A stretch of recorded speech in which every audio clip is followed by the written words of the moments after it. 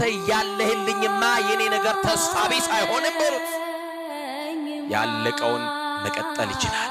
በክርስቶስ ዘንድ ሞታችን እንኳን የእንቅልፍ ያክል ተራ ነው። በማን በቃ ታሪካችሁን ችግራችሁን እያጋነናችሁ የኔ ችግር ከባድ ነው፣ የኔን ችግር ማልፈው አይደለም፣ በኔ አቅም የሚፈታ አይደለም እያላችሁ ብቻ ችግራችሁን እየቆለላችሁ የምትሄዱበትን ያለፈውን ዘመን እርሱት። ወንድሜ መከራ ውስጥ ሆነ ወደ እግዚአብሔር እየጮክ ዝም የሚልክ ያንተን ጉዳይ ትቶ እንዳይመስል። አንዳንድ ጊዜ በተስፋ በቁረጥ ውስጥ እንሆንና ይሄውና ጠዋት ማታ እየሄድኩ ደጁ እያለቀስኩ እግዚአብሔር እኮ ዝም አለኝ የሚሉ ሰዎች አሉ። የበለጠውን ሊያሳይሻው ዝም ይላል። ፍቅሩን ሊገልጥልሽ ዝም ይላል። የበረታውን ነገር ሊያደርግልሽ የአባትነት ፍቅሩን ሊገልጽልሽ ዝም ይላል።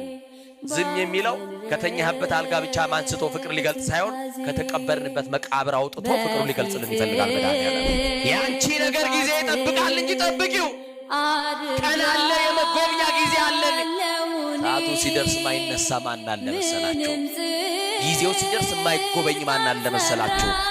ይህ መከራ የምትበላለት ሰውነት ይረግፋል፣ ይሸታል። 30 ጊዜ መስታወት ፊት ለፊት የምትደቀንለት ውበት ይረግፋል። 30 ሽቶ የምትንታጠንለት ሰውነት የሚሸት የሚከረፋ ነው። የገዛ የእናቱ ልጅ እንኳን ሳትቀር ይሸታሃል አለችው። ያውም በስሙ ጠርታ እንዳይመስላችሁ አስከሬኑ አለችው። ከሞትን በኋላ ምን ስም አለን እኛ? ሰው ከሞተ በኋላ እኮ አስከሬን ነው ስሙ።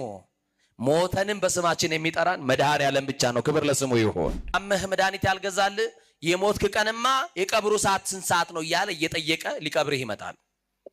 ስትቸገር ያልደረሰልህ፣ ስትታመም ያልጠየቀ እመነኝ ሊቀብርህ የሚመጣ ግን ሰው አለ። ቀና ብለን አናይም እንጂ ቀባሪዎቻችን ብዙ ናቸው። ከክርስቶስ ጋር ሆነን ጠላት ተስፋ ያስቆርጠናል።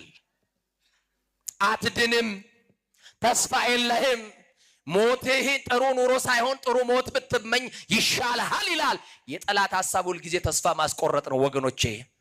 ዓለምን ከሰማችኋት ተስፋ ታስቆርጣችኋለች። እግዚአብሔርን ስትሰሙ ግን ተስፋችሁ ይቀጥላል። ማንም መስማት ብቻ ነው የሚያዋጣን። ይኸውላችሁ በጣም የሚወድሽ በጣም የሚያፈቅርሽ ሰው ፍቅሩን በቀይ አበባ ሊገልጽልሽ ይችላል። አማኑኤል ግን ፍቅሩን በቀይ ደሙ ገልጦልናል። ያ ደም ደግሞ ለኔና ለናንተ የኃጢአት ስርየት የተከፈለ ዋጋ ነው። ወደሙ ለኢየሱስ ክርስቶስ ያነጻሐንም ኩሉ ኃጣውኢነ ተብሎ ተጽፏል። የኢየሱስ ክርስቶስ ደም ከኃጢአት ሁሉ ያነጻናል። ወዶ አይጠላም ክርስቶስ፣ አፍቅሮ አይከዳም ክርስቶስ፣ ስሙ አይነክስም ክርስቶስ፣ ወረት አያውቅም፣ ማስመሰል አያውቅም፣ ኮንዲሽናል በሆነ ፍቅር አይደለም። ለዘላለም በሆነ መውደድ ዘላለማዊ በሆነ ፍቅር የሚወደን መድኃኒዓለም ብቻ ነው። ምድርና ሰማይ ሳይዘረጋ ሐመልማላትም ሳይበቅሉ